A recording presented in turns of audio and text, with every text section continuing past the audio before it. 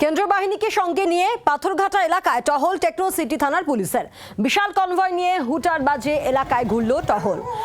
10টার পর থেকে দোকান বাজার সব বন্ধ থাকবে। গতকালই ঘোষণা করা হয়েছিল কোনো দোকান খোলা থাকলে সেই দোকানগুলি বন্ধ করে দেওয়া হয়।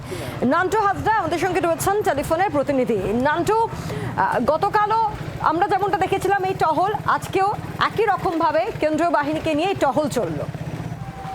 দেখো, একেবারেই যাতে শান্তিতে এই ভোট গ্রহণ যেটা আগামীকাল রয়েছে তাতে যাতে শান্তিপূর্ণ হয়, বহিরাগতরা কোনো রকম ভাবে এলাকায় কোথাও 5 জনের বেশি বা জমায়েত না থাকে, বহিরাগতরা যাতে এলাকায় না ঢুকতে পারে, সেই কারণেই দেখা যাচ্ছে যে টেকনো সিটি থানা পুলিশের তরফ থেকে বিশাল কনভয় নিয়ে কেন্দ্রীয় বাহিনীকে সঙ্গে নিয়ে গোটা পাথরঘাটা এলাকা, সেই এলাকাগুলো তারা ঘুরে বেড়ালেন এবং তার পাশাপাশি কোনো দোকান যদি বন্ধ থাকে, সেই খোলা থাকে, সেই দোকানগুলোকে কিন্তু বন্ধ করে দেওয়া হয়।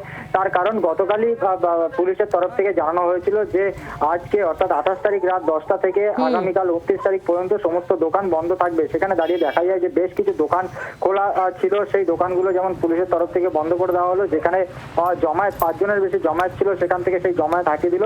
এরকম চিত্র কিন্তু শুধু টেকনো সিটি থানা নয়, নিউটাউন থানা এলাকায়ও কিন্তু বিভিন্ন জায়গায় বিশাল কনভয় নিয়ে কেন্দ্রীয় বাহিনীকে সঙ্গে নিয়ে তারা কিন্তু বিভিন্ন এলাকা ঘুরে বেড়ালেন। অর্থাৎ বিধাননগর কমিশনারেট এলাকায় কিন্তু এই টহল কিন্তু নজর দেখা গেল এবং রাতভর কিন্তু এই টহল চলবে বলে এমনটাই আমরা পুলিশ সূত্রে জানতে পারি।